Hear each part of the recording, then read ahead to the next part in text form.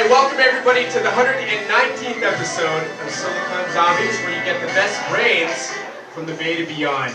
We are thrilled to bring you Chip Conley, legendary hotelier, 5-time New York Times bestselling author, founder at MEA, and did a whole bunch of really cool work with Airbnb. Before we get things kicked off and take a peek through the looking glass to understand why life gets better with age, and talk a little bit about his new book, we want to do a quick shout out to our sponsors. So thank you so much to the gorgeous Park James Hotel for having us here tonight.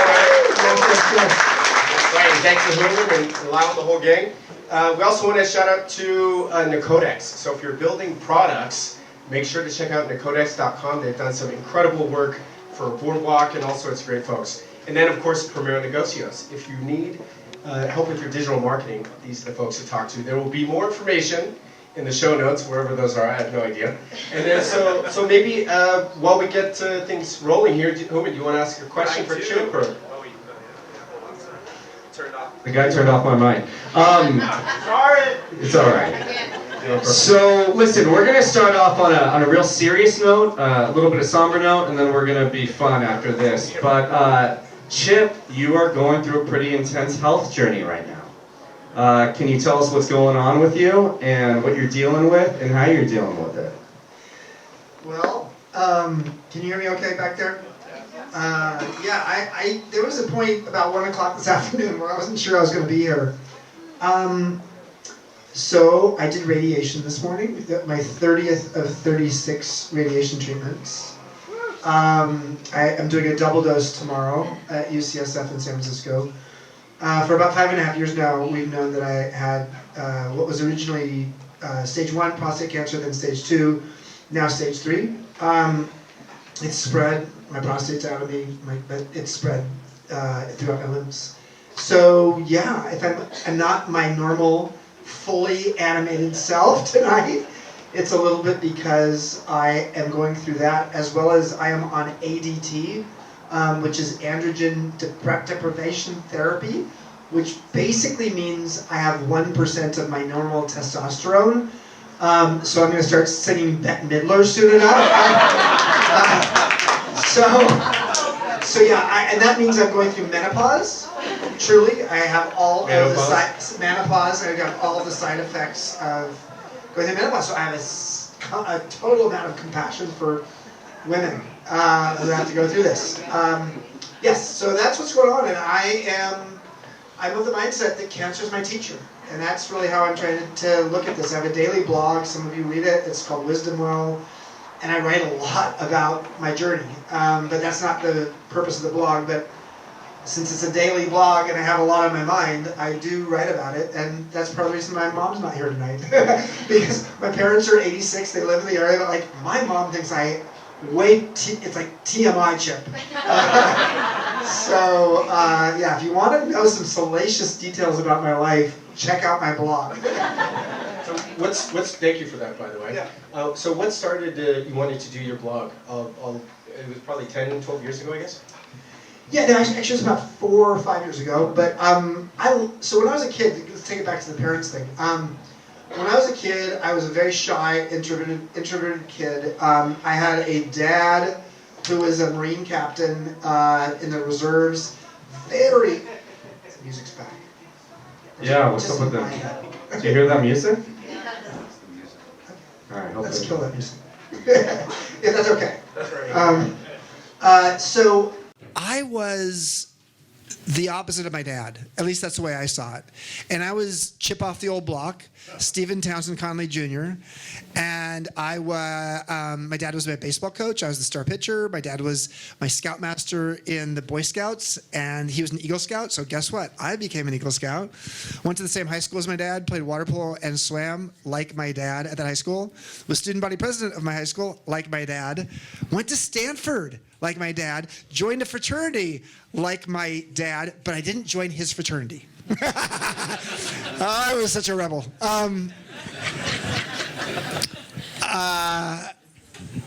My dad met my mom at Stanford. I met a woman at Stanford who I'll remain nameless right now, who I thought was going to be my wife someday. Turns out I was gay, and that wasn't going to work out so well.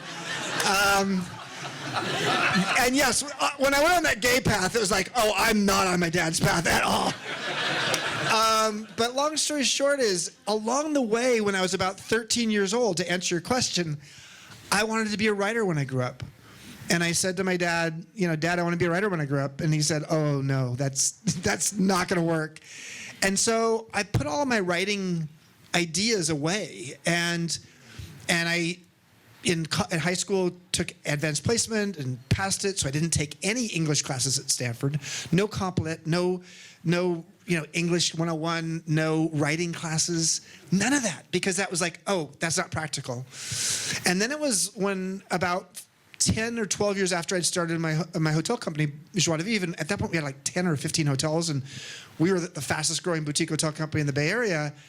I was speaking at a conference, as a speaker at an event, talking about the company, and this literary agent came up to me at the end of the event, and this was about 26 years ago, and she said, have you ever wanted to be a writer? And I just started laughing. It's like, yeah? Like, what do you want to know? I'm gay too, okay? And she said, like, you have a great story. Do you like writing? And I said, yes, I do. I like writing. And that's how I started writing. And so I've written 7 books. And to do a daily blog is a huge commitment, and it's a calling, and I love it. Yeah, it's like one of my forms of getting into flow is to write. So, yeah. So it's not a problem. I love doing it. Let's talk a little bit about your time at Airbnb, because I think that's foundational to Modern Elder Academy and how you're helping reframe what it means to age.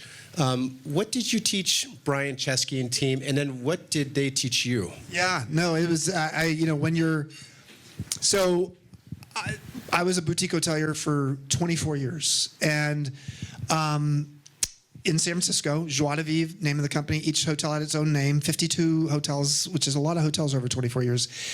And maybe when we talk about how I got to thinking about midlife, I'll tell more of that story. But I ended up selling the company, and I went. I basically took a couple years, what I call now the midlife atrium. That comes from a woman named Mary Catherine Bateson. And I basically took some time around 50 to 52 to just figure out what I wanted to do with my life. I'd gone through a really rough period in my late 40s.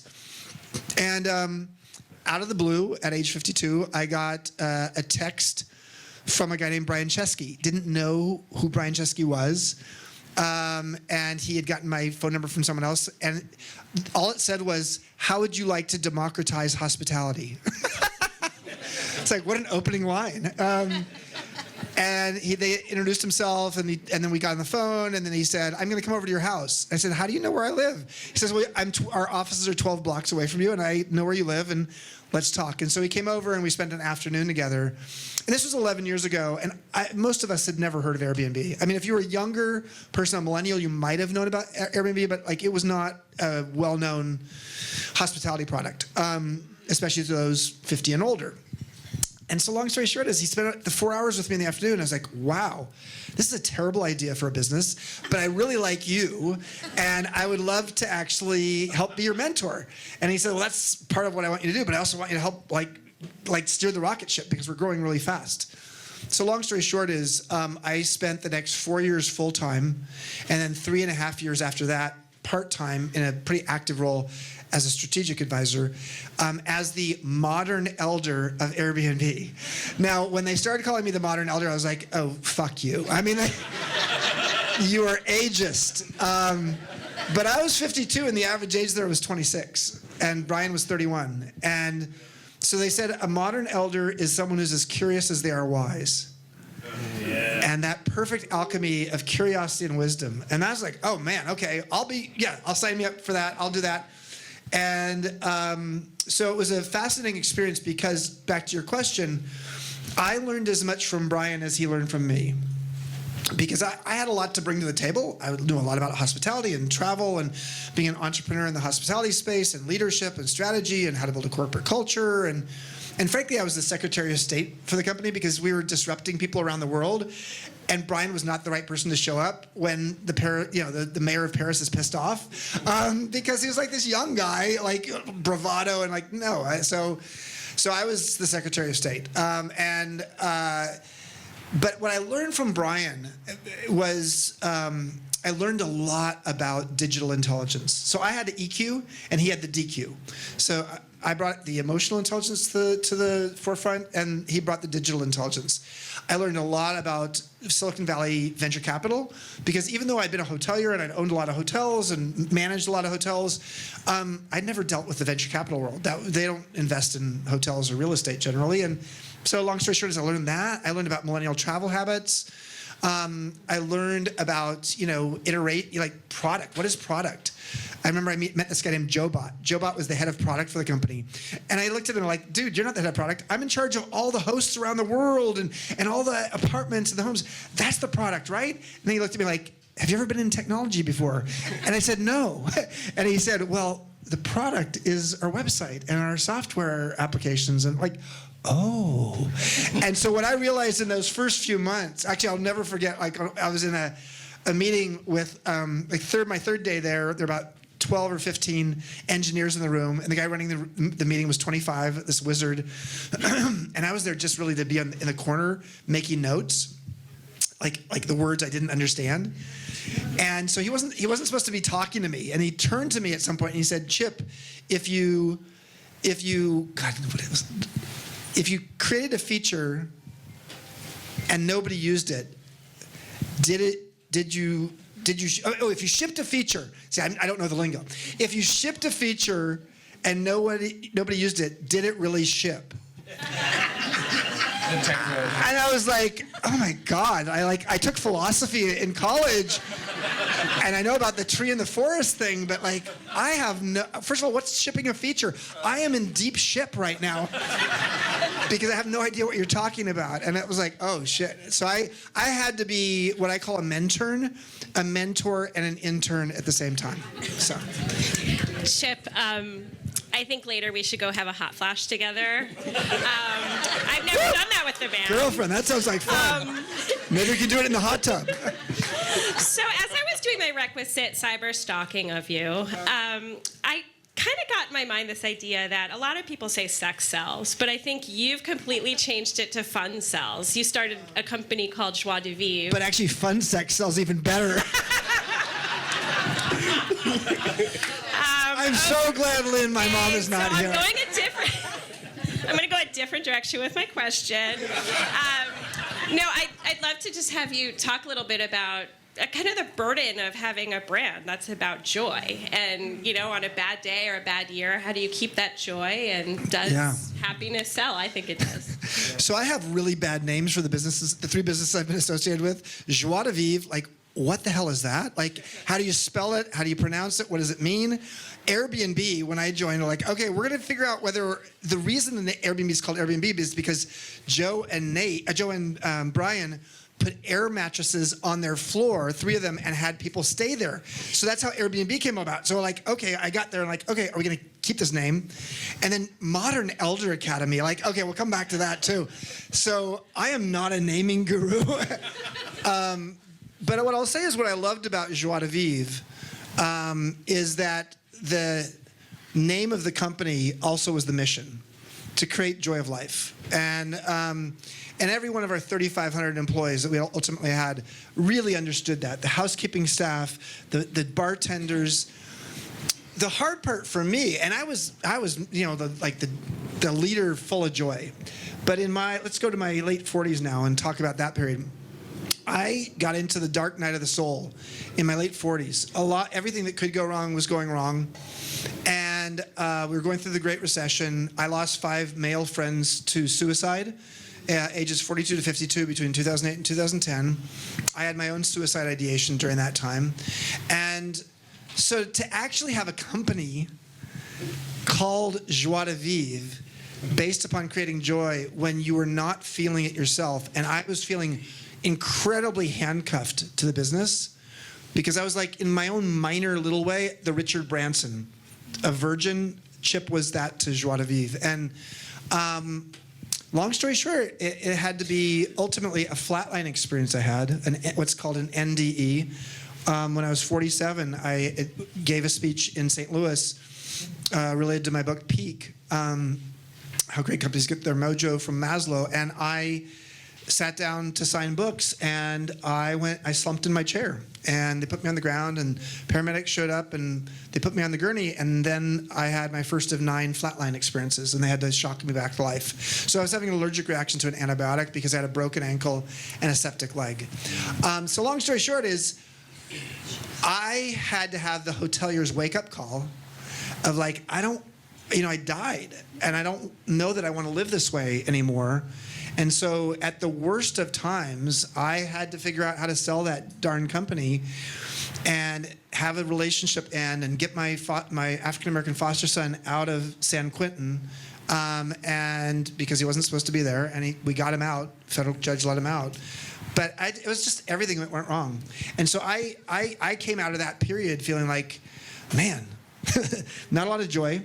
Midlife sucks. Yeah, that midlife crisis thing, it's a thing. I now call it the midlife chrysalis. If you know the caterpillar to butterfly journey, midlife is the chrysalis. And it's dark and gooey and solitary, but it's actually where the transformation happens. And I really deeply believe the U-curve, the social science, I'm a big social science geek.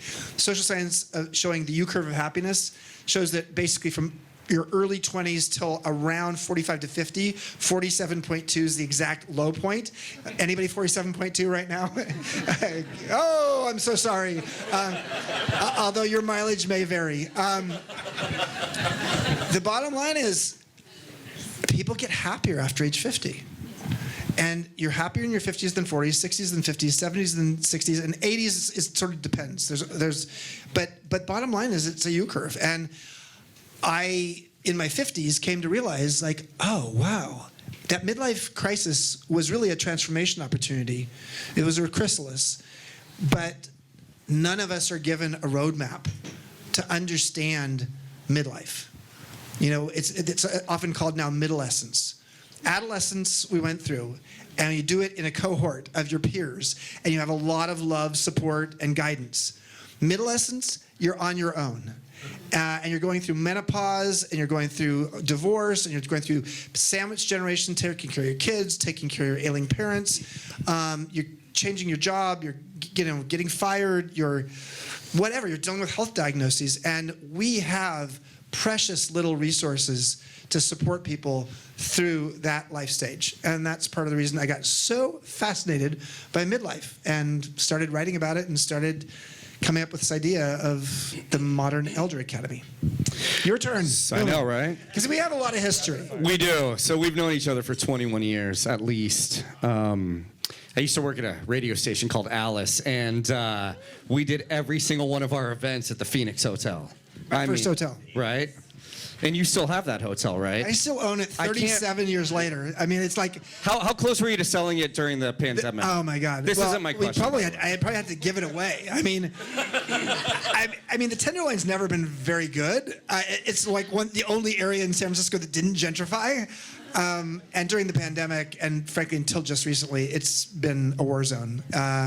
So yeah, it's been a tough business to have. So here we are at a boutique hotel. This is your wheelhouse. Yeah. This is where you're at home. What are 4 or 5 things that made your most successful boutique hotel number 1? Oh, wow. So it's hard to say like what's the most successful, and I can tell you some least successful ones too. But I'll use the Hotel Vitale as an example. It's no longer called the Hotel Vitale. Barry Sternlicht bought it and turned it into a One Hotel, that brand. Partly because One Hotel and Vitale had a lot in common. And I started Vitale before you started One. But it's a chain, one hotel. The Hotel Vitale is a hotel across the street from the Ferry Building. Now it looks like the best location. But when I signed a 65-year lease with the city of San Francisco in the late 1990s, the Embarcadero Freeway had just come down.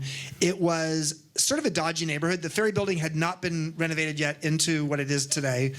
And so it was a sort of a weird deal to like have a hotel, a new build hotel in that location. I mean, now it looks really smart, but back then it was, and we were competing with Kimpton. So we were the second largest boutique hotelier in the US. Kimpton was by far the biggest. But we were crosstown rivals. We were the small guys. So the fact that we actually beat Kimpton to get the lease was a big deal in San Francisco. And then we signed the lease. We started making our land lease payments. And then the dot-com bust and 9/11 happened. And we were stuck. And ultimately, we got the hotel built. But the reason that became the #1 hotel in San Francisco in terms of occupancy, had the highest occupancy of any hotel in San Francisco consistently, and one of the highest rates, was because I think #1 is the location turned out to be great ultimately. But as I wrote about in my book Peak, about how do you look at the hierarchy of needs of your employees. And we had a union staff there because it was on city land. We had to have union staff, but we had the best relationship with our employees. If you treat your employees well, especially in the hospitality business, they'll treat your customers well, and then your investors will be treated well. But the investors go third. It starts with employees. I learned this from Herb Kelleher from Southwest. He says, the customer comes second. The employee comes first. And so I would say that's a huge piece of it. I think the other thing that we really did well at the Vitale is we created a product that was what I called post-W pre-Four Seasons for bourgeois bohemians, bobos. And it was basically a hotel that when I came up with the idea, or we came up with the idea in my company, and I presented it to our investors, they're like, are you kidding me? So we said like a spa-like hotel in downtown San Francisco that had a spa on the top floor, that actually did yoga classes up on the top floor every morning for free for the guests, that actually had a little herb garden. And they're looking at me like, what are you talking about? And of course, all the investors were like overweight guys, like have never done a yoga class in their life. And they had no idea what I was talking about. But I learned a lesson when we created Costa Noa. Have you know Costa Noa? So we created Costa Noa over on Highway 1, and that was a failure project in terms of financially. I mean, ultimately, if you go there now, it's like, oh my God, what an amazing place. I love that place. I love the fact that we created it. But it was a boutique campground that was sort of ahead of its time. It was created 7 years before the word glamping existed. So it didn't quite make it. But one thing I learned in the 4 or 5 years that we operated Costa Noa was the #1 thing that corporate accounts wanted, like corporate companies that come in doing a retreat, they didn't necessarily want to go horseback riding. We had horses. They didn't want to necessarily go hiking or mountain biking. They wanted to, as a group, do a yoga class. So back in the late 1990s, I'm thinking like, you know what? The fastest growing part of the yoga world is business executives, especially women. And back then, most business hotels felt very male. Mike Casey, where are you? Are you back there? So That's my boss. The Omni Hotel was a very male hotel, very masculine.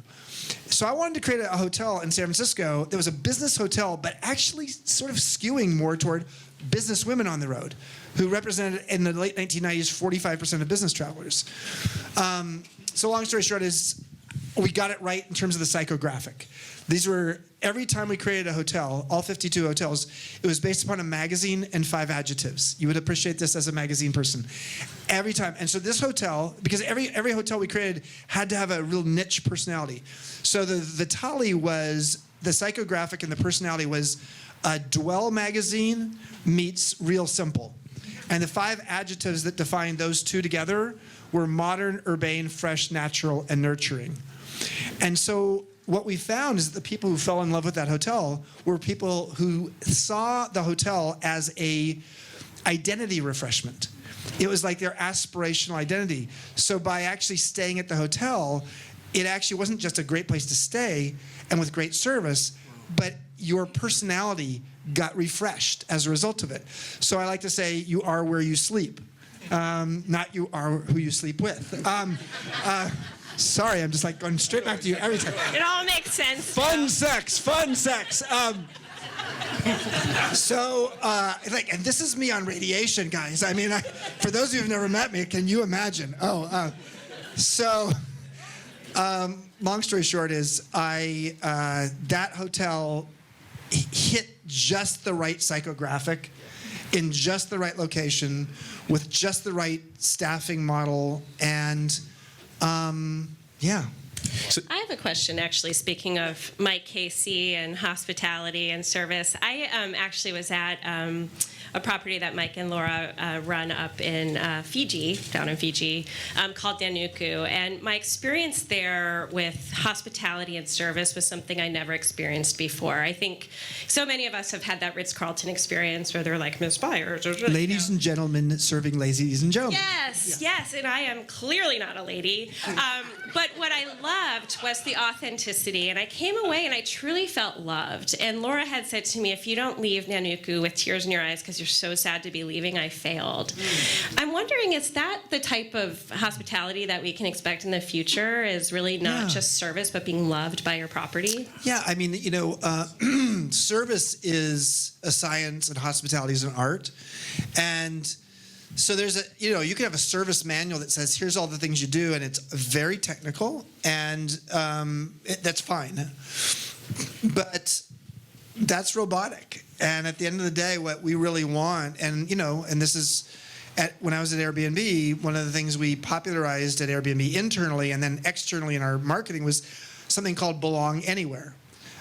So we said, like, what business are we in? We are in the business. So there's an exercise you could do in your company. Let me just tell you how we do this. We did it at Joie de Vivre. It's how we learned that we were in the identity refreshment. We did it at Airbnb. So you're Brian Chesky, I'm Chip Conley, and 3 weeks after I joined the company, the top 10 of us in the company, the 3 founders and the other 7 of us senior people, sat down, did a retreat that I led, and we did an exercise. And I said to Brian, in front of everybody else, Brian, what business are we in? And he said, Chip, we're in the home sharing business. And I said, thank you, Brian. Take a deep breath, and I'm going to ask you the same question, but you can't answer the same way. So, Brian, what business are you in? Experience. Experience. Okay, that's fine. Thank you, Brian. We're not going to keep going, but that's fine. Thank you. And by the time we got to the 5th question, he started to move in the direction of something around belong anywhere. And so then we had all of our senior leaders go into separate rooms at this retreat and like do this exercise, both of them doing it, one doing it first and then the second. And that's how we came to realize that we were in the belong anywhere business. So to answer your question, I deeply think we have fallen out of belonging as a society. And so what people are desperately in need of is to feel a sense of belonging. And for all its faults, part of the reason that Airbnb, I think, did do well is it was cheaper for the longest time than staying in a hotel. But a lot of it had to do with the sense of belonging and the sense of feeling like a local and the sense that your host is going to actually introduce you to things that the Hilton wouldn't even know about. So yes, I think personalization, localization, and creating a sense of belonging is essential. I love that. I'm going to jump in with one more vitally important question, which is, if you were a magazine, what magazine are you, and what's your words to describe you? Mad Magazine. Yeah. Yes. I don't know. That's the first one that came. I don't know. That's for right now. Mad Libs works for me. Can I? Yes. So, as I was preparing for this, I listened to 45 podcasts you were on. I'm so sorry. And one person asked you this question, and I just loved your answer, so I hope you answer it the exact same way. What would you today tell your 25-year-old self? God. Scott Galloway, I think, was. Oh, was it Scott Galloway? Oh my God, he's a wacko. Speaking of sex talk, I don't remember how I was supposed to answer this one. Well, I'm going to tell you in a second. Before he answers, I want you to know we're going to open this up. So you guys are going to ask questions here shortly. So if you have a question, you're going to have an opportunity. I want you to talk about the fact that it's important to have a diversity of friends. Yes. Yeah. Because we're so divided. One of the things that we do as we're younger, at say 25, which is the age I was when I started my Joie de Vivre, you want to associate with people you love, and you want to bring them in.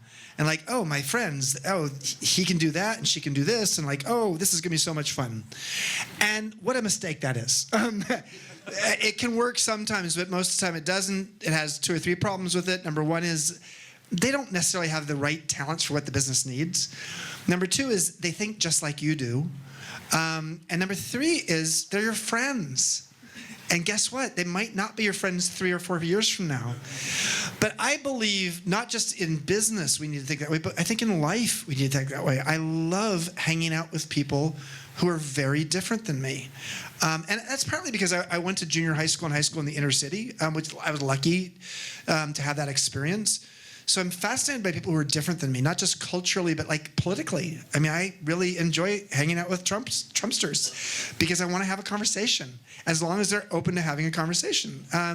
And I find it very enlightening at times.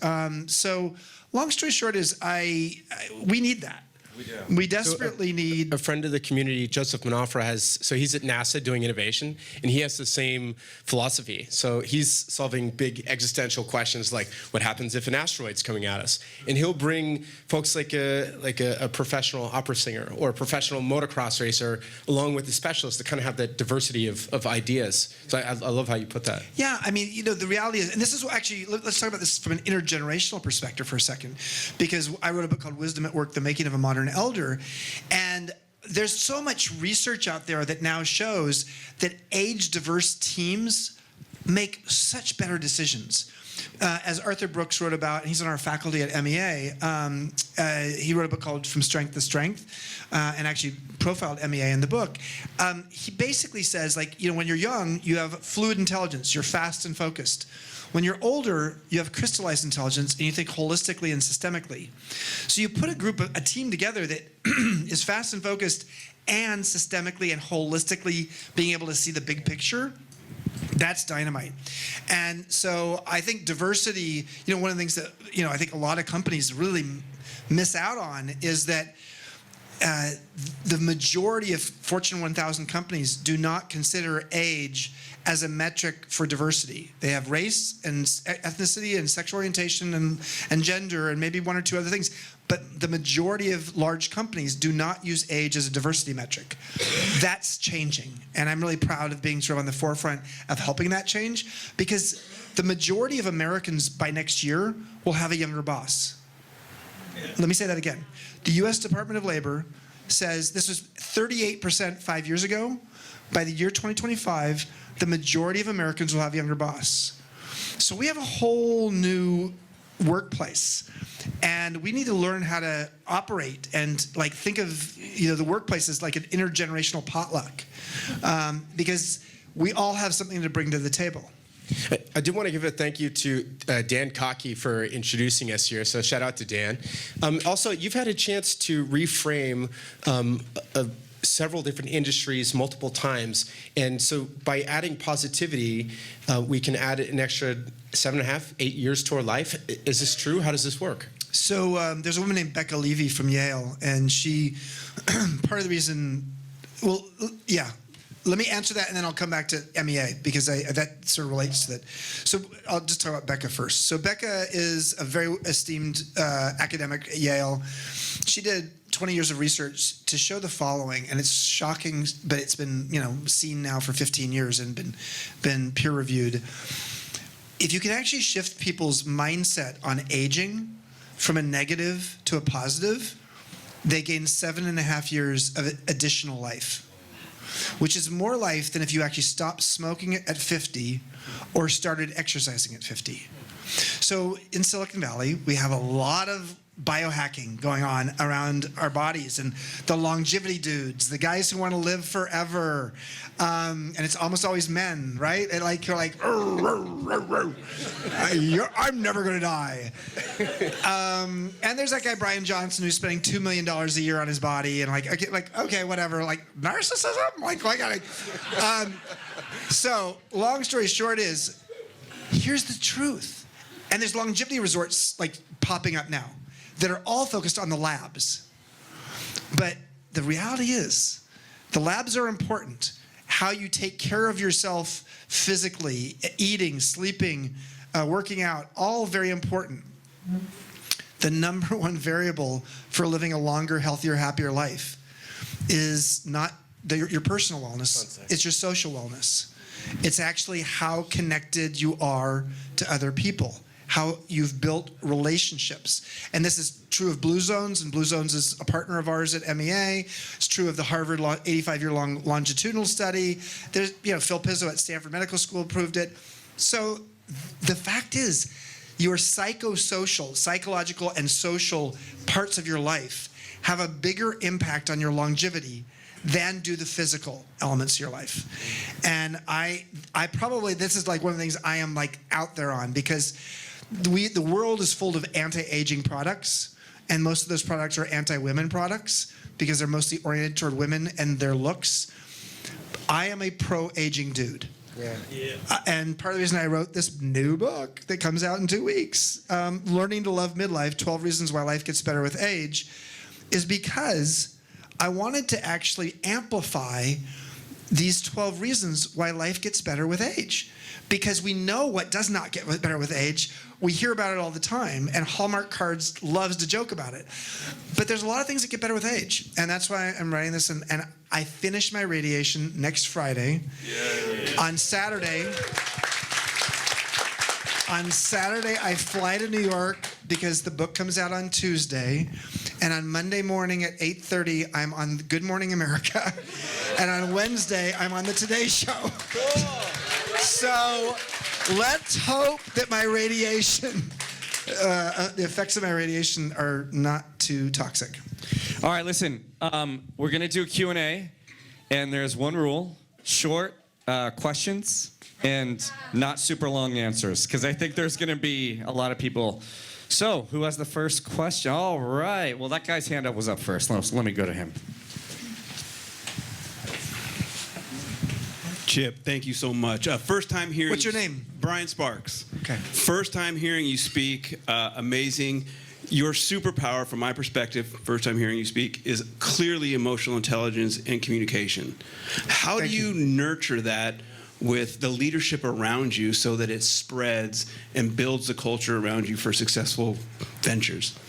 One of my favorite ways of helping leaders that I'm helping mentor or who are reporting to me to get better at their EQ is to do the following.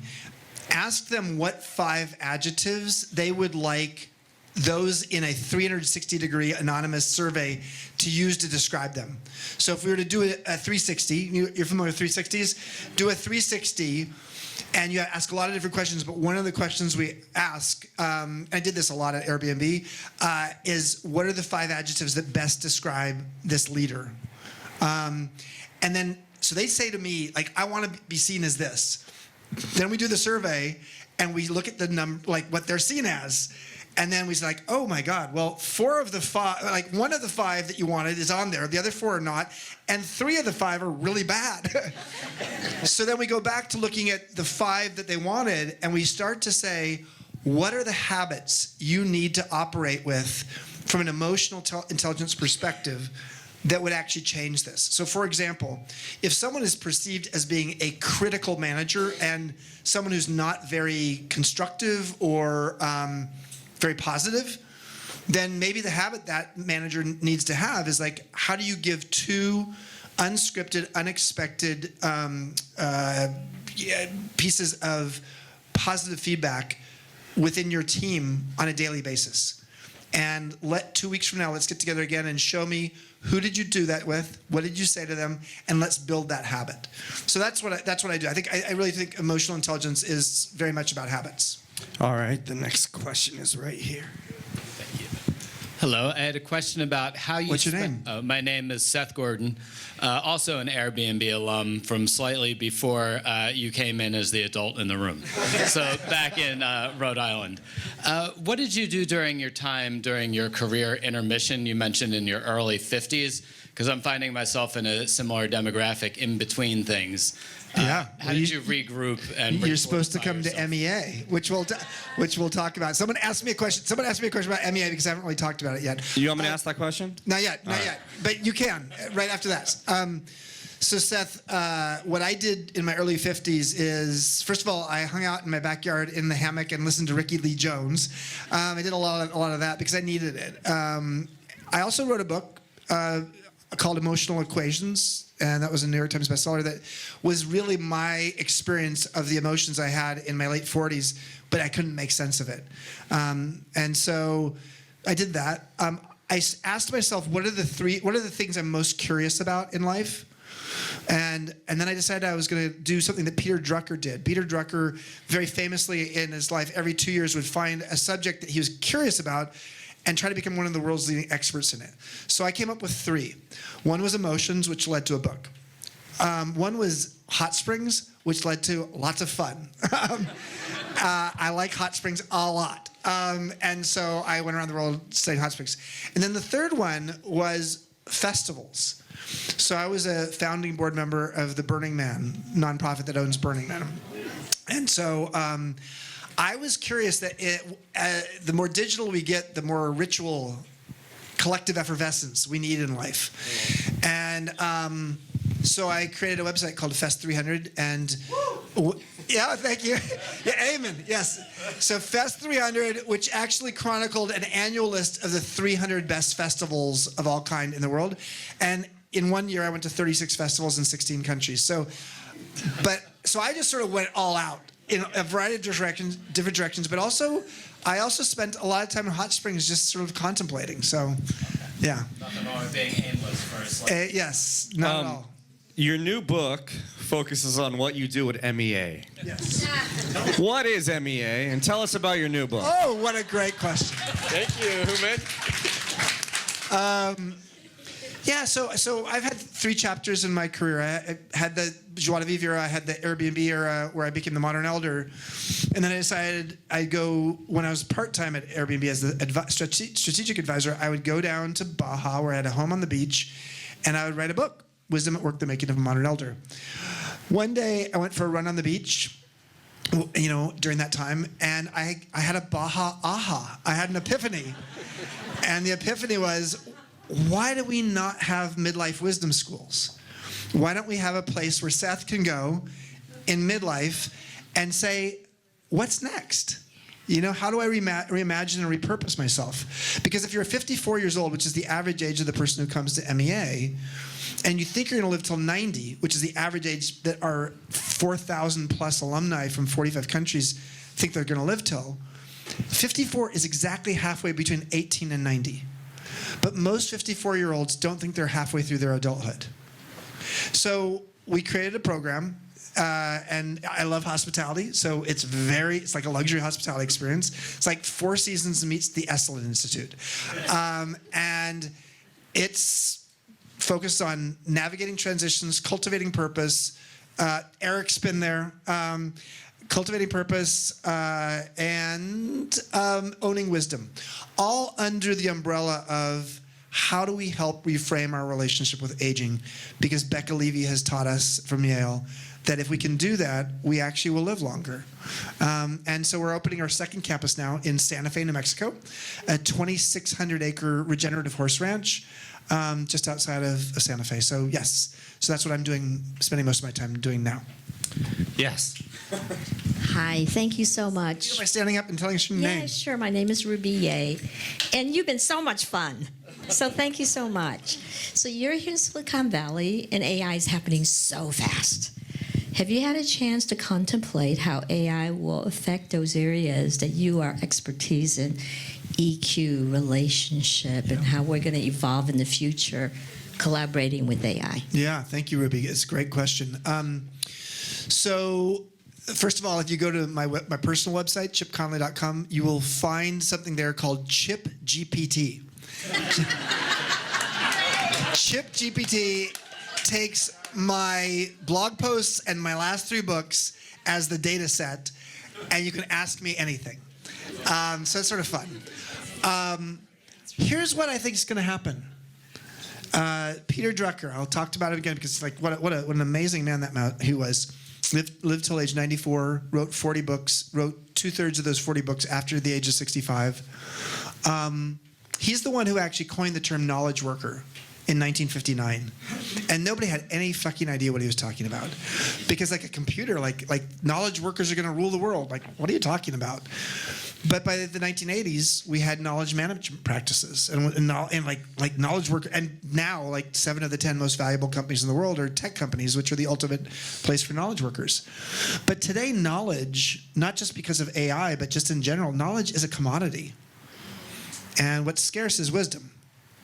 So I deeply believe that we're about to move into an era where there may be a new coined term, the wisdom worker, and wisdom management practices will be a part of it. And there's my email address is chip@chipconley.com. You're welcome to write me. There's an ebook that we're putting out that I could send you before it even gets out, called Why Successful Leaders and Companies Value Wisdom. And I deeply believe that we're about to go into an era where understanding how do you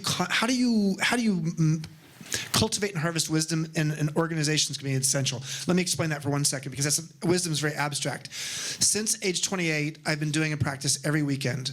When I was 28, I was a very idiot CEO of a company, one hotel, the Phoenix, and like had almost no cash. We were doing pretty well at that point. The rock and roll business had really fallen in love with the Phoenix. I was in People magazine, and Anthony Kiedis from Red Hot Chili Peppers was my best friend. It was great. And the Loma Prieta earthquake came along, and like being a hotelier in San Francisco was no fun for a while. And so one day at the end of a week, I went home, and this is a long answer. I'm sorry. I'll make it shorter. I went home, and I took a journal off my bookshelf, and I wrote on the cover of my book, this journal, my wisdom book. And I made a set of, I think it was about the first week I did this, 6 bullet points of what I'd learned that week. What were my key learnings that week, and how will they serve me moving forward? So that's a practice I've been doing for 35 years. And now I do it with my leadership teams at Joie de Vivre, at Airbnb, at MEA. Once a quarter, we sit down as a leadership team, and each of us comes together and says, here was my biggest lesson of the quarter and how it's going to serve me moving forward. And then as a team, we actually say, what was our biggest team lesson for the quarter? And it creates candor and authenticity and vulnerability and learning. Because actually wisdom is not taught, it's shared. And the fact that that person over there just talked about their lesson, I've now learned their lesson. So I believe that kind of management and leadership thinking is a big part of our future. And so thank you for the question, Ruby. All right, let's go over here. Sure. And by the way, Human, you're worried about me and my timing and all that. I'm doing okay energy-wise, so yeah. Oh, you are? Okay. Yeah. Chip is going to hang out for about 15 minutes afterwards. So for those of you who are shy to talk publicly, you can approach him privately. And you have my email address, so. So Chip, I met you in 2019. What's your fucking name? My name's Deep Sani.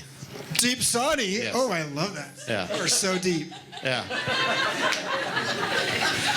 Now you got a brown person turning red, which is not a good combination. So I met you in 2019 with my mom before she passed away during COVID, and I remember your stories and what you're working on MEA. There's a course at Stanford called Touchy Feely Interpersonal Dynamics, which I think is one of the few. So many of the leaders today come out of these top MBA programs: Stanford, Wharton, Berkeley, Harvard. It's one of the few programs which actually helps people develop emotional intelligence and ability to resonate and to be in sync and tempo with others. As you talk about wisdom now as the next phase and the next evolution of leadership and awareness and being able to drive success in organizations in the U.S., is there a way in which you'll be working with, some of these top institutions that are training the leaders to sort of inculcate your wisdom around wisdom to these future generation leaders? Yeah, thank you. I'll be brief on this one. So I'm working quite a lot we as a company, but I am personally working quite a lot with a lot of institutions that are creating midlife transition programs. So people in midlife doing one-year fellowships, like Stanford has DCI, Distinguished Careers Institute. So we're working very closely with them. In terms of other companies, we have companies that come and do retreats. So we do private retreats at MEA, where a company says, hey, we're a software cloud company from San Jose. We have 300 employees, and we want to bring our top 20 executives down and do a 5-night or a 4-night, sometimes a 3-night program of a wisdom program. And so we do that. And that's the main way we do it now. We're going to do 3 more questions. They're all lined up. I'm sorry, they're all over on this side. But one's online. Chip, hi, I'm Peter, but you know me. But this question is from Carrie Davis, your old Airbnb colleague. Yeah. She's watching virtually, if you want to say hi. Hi, Carrie. She asked, my question is, as I'm looking at my future using a tech analogy, how would you reverse engineer that sense of belonging for life in retirement? Short, Chip, short. Well, I mean, here's the challenge in retirement, for those of you who are in it or will be in it someday, and many of you will never do it, because there's a whole new structure in terms of how we think of retirement. Retirement made a ton of sense when you were a factory worker working a mindless job and a brutal physical experience. In the world of knowledge workers, people want to work, and by choice or necessity, into their 70s, 60s, 70s, and beyond.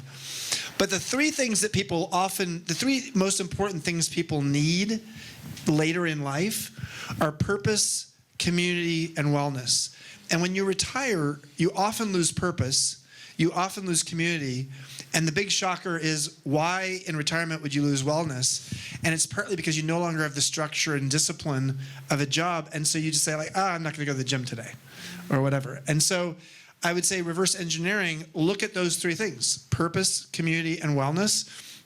How are you building the muscle now to make sure that when you are retired, that you're going to have those in your life?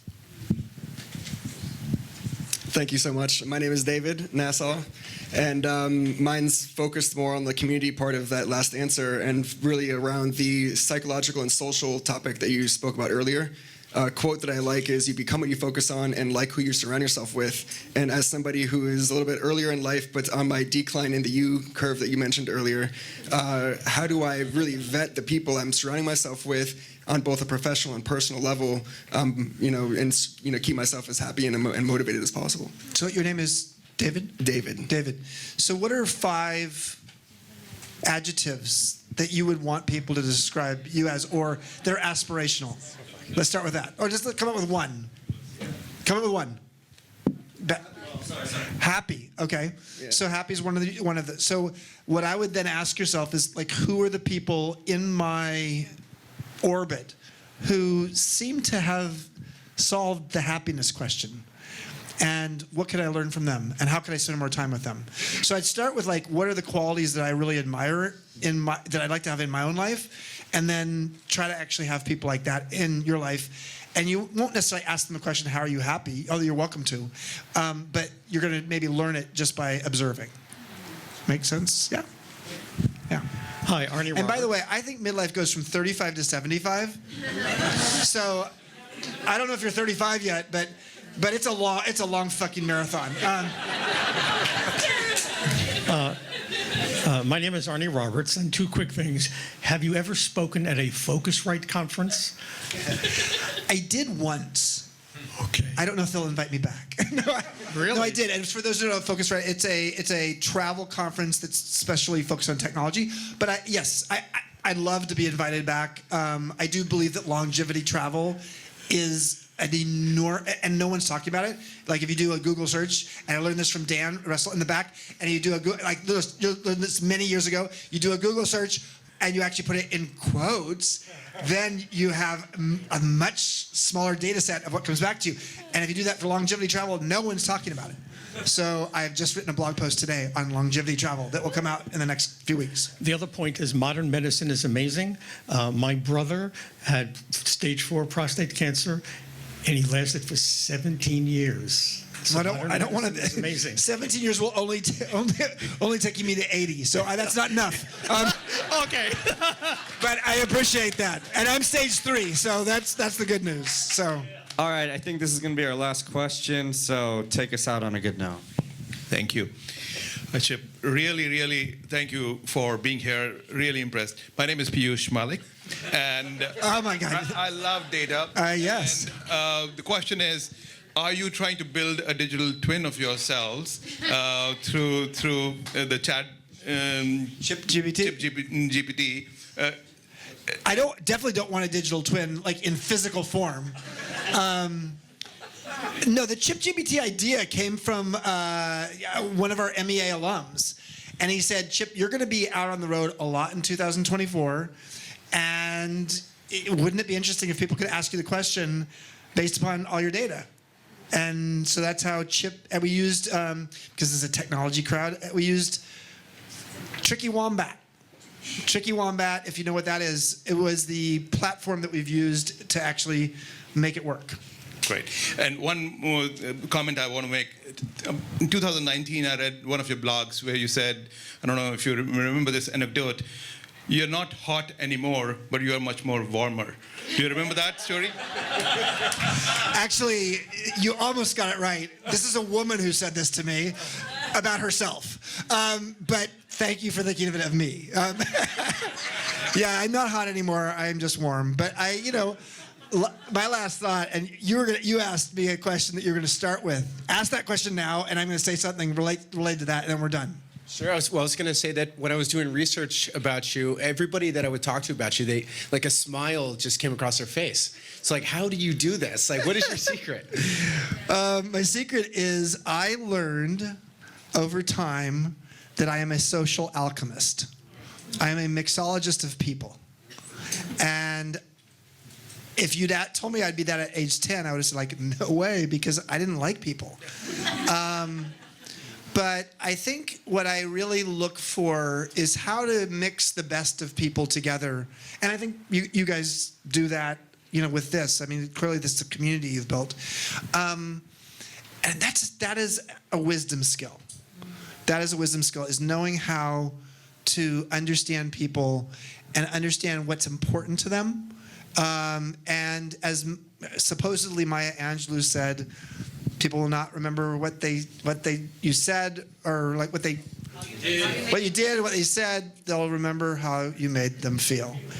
And thank God, this gay kid in his 20s found the boutique hotel business in the very early stages as a path for me, because being good, great, maybe world class at knowing how to make people feel allowed me to be successful. Wow. So I think that's a perfect place. I would to not have been it. a good litigant. Thank you so much, Kit. That was freaking awesome.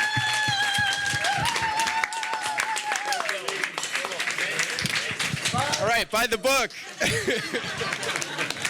Cool.